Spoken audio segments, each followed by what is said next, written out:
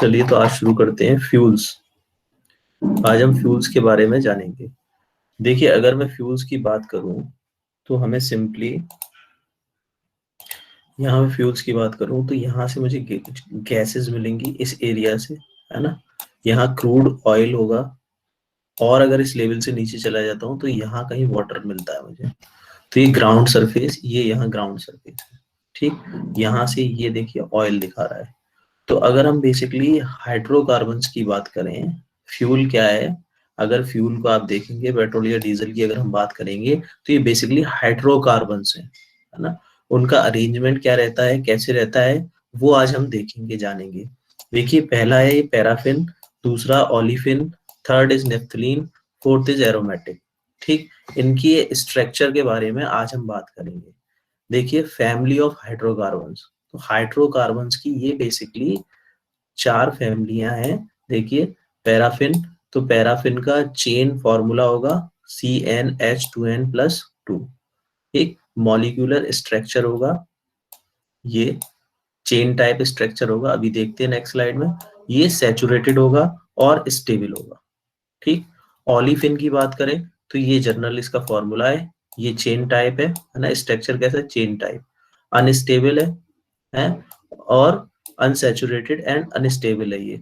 Naphthalene की अगर बात करेंगे तो CnH2n रिंग टाइप है, सैचुरेटेड है, स्टेबल है, हाईली, है ना।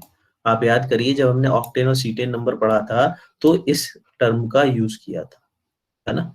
क्यों किया था? क्योंकि ये हाईली स्टेबल है और सैचुरेटेड है।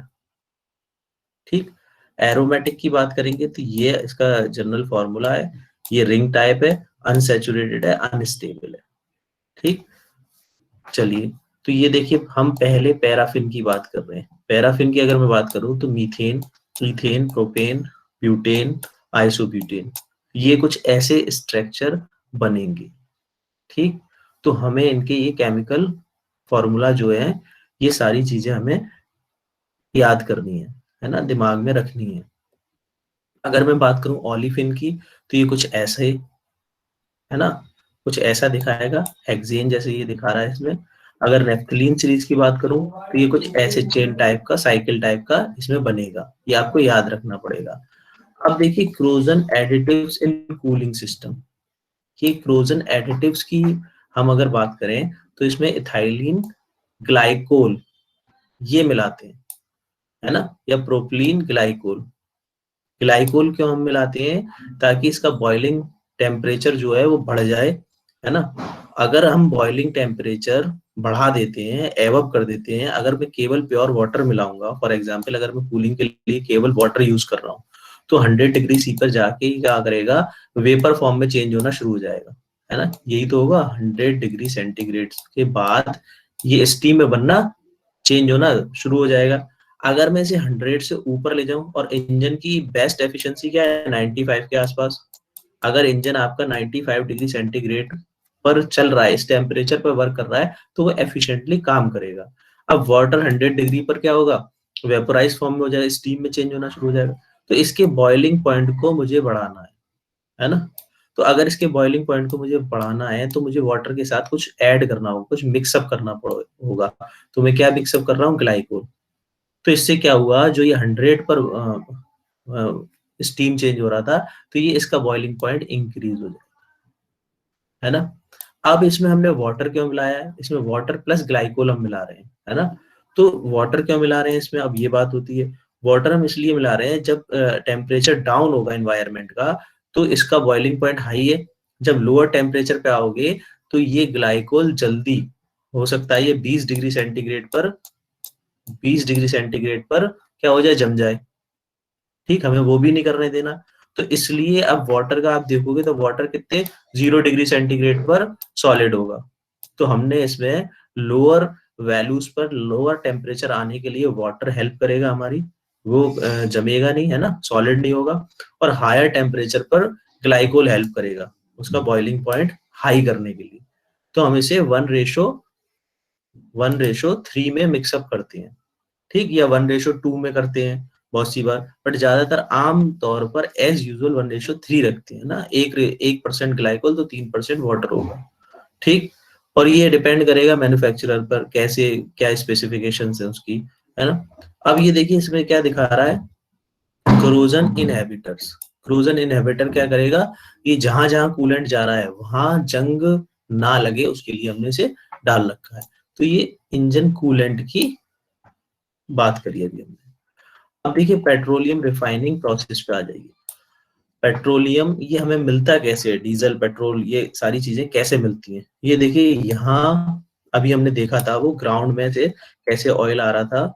ये देखिए यहाँ से गैसेज ये ऑयल आ रहा है ना, ये सारी नीचे से आ रही है माइनिंग के थ्रू, पेट्रोलियम के थ्रू, रिफाइनिंग के थ्रू, है ना, रिफाइनिंग प्रोसेस है ये। तो इस क्रूड ऑयल को हमने लिया, इसको हम रिफाइन कर रहे हैं।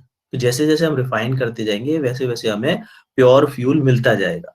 अब ये देखिए यहाँ से अगर मैं बात करूं तो ये जो भी हैवी कंटेंट है, ये रेजिडुअल फ्यूल है, जो भी हैवी कंटेंट है वो नीचे चले जाएंगे, ये यहाँ आ गए हैवी फ्यूल्स, है ना, इसमें इम्प्योरिटीज बहुत ज्यादा होंगी। अब 316 से यहाँ इस टेम्परेचर से ये ये यहाँ क्रैकर्स की बात कर रहा है, कैटालिटिक क्रैकर्स की। अगर इसको प्योरीफाई करेंगे तो यहाँ आ जाइए, ये देखिए ये बर्नर ऑयल आ रहा है यहाँ पे, है ना, डीजल फ्यूल मिल रहा है हमें जेड ए में, और इससे ऊपर यहाँ पे यहाँ कुछ लोकेशन पे केरोसिन मिल रहा है। और इसको अगर मैं प्योरीफाई कर दूं इसी केरोसिन को, तो ये गैसोलाइन मिल जाएगा मुझे। गैसोलाइन क्या होता है, पेट्रोल, है ना। या फिर यहाँ से ही मैं रिफाइन करके, यहाँ ये कुछ फ्यूल मिला मुझे, यहाँ और रिफाइन किया, रिफॉर्म किया, है ना, तो कैटालिटिक रिफॉर्मर आ गया, यहाँ से इसको और रिफॉर्म कर लोगे तो ये यहाँ फिर दोबारा पेट्रोल मिल जाएगा आपको, है ना। या आप डायरेक्ट यहीं से इसको इतना प्योरीफाई करके भेज रहे हो तो यहाँ से डायरेक्ट गैसोलाइन मिल रहा है, ये देखिए, है ना। अब और आप यहाँ आ रहे हैं, यहाँ रिफाइन कर रहे हैं तो कुछ गैसेस भी रिलीज हो रही हैं, तो ये वो गैसेस निकल रही हैं यहाँ पे, है ना। ये एल्किलेशन प्रोसेस हो रहा है ना, आइसोब्यूटेन, ठीक। तो ये यहाँ कहीं हमें पेट्रोल मिल रहा है। तो ये सारा क्या है, रिफाइनिंग प्रोसेस, है ना।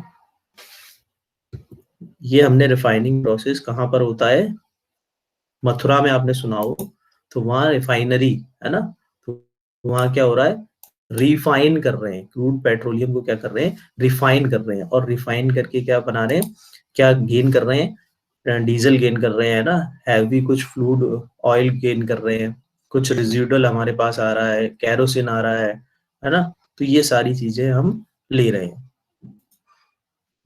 तो ये सारा प्रोसेस किससे हो रहा है, रिफाइनिंग से, इसीलिए हमसे बोल रहा है रिफाइनरी, ठीक। चलिए इसमें कोई अगर डाउट है तो वो आप पहले पूछिए,